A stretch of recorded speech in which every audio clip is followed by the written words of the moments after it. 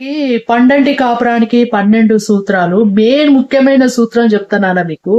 ఇది మెయిన్ భర్తలు ఇది ఆలోచించుకోవాలి.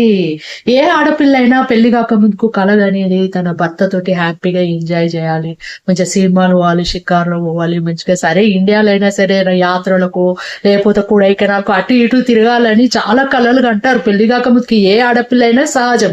సరే పెళ్ళైనాక కొన్ని కలిసొస్తాయి. కొందరు ఆడపిల్లలకు కొందరికి కలిసి రాదు. కానీ భర్తలు ఇక్కడ మీరు అర్థం చేసుకోవాలి.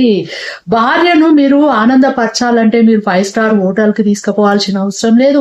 ఏదో దేశ విదేశాలకు లేకపోతే లోకల్ అక్కడికిక్కడికి తీసుకుపోవాల్సిన అవసరం లేదు. భార్య కోరుకునేది చిన్న పిడికెడంత ప్రేమనే కోరుకుంటది. రియల్ ప్రేమను కోరుకుంటది భార్య.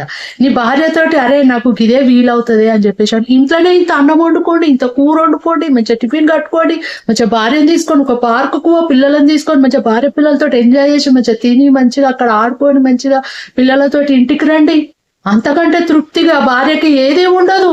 మీరు 5 స్టార్ హోటల్ కాదు, మీరు ఇలా చిన్న చిన్నవి పాటించండి. సరే కొందరికి కలిసి వస్తాయి, కొందరికి కలిసి రాదు. ఉన్నంతలో హ్యాపీగా ఉండండి.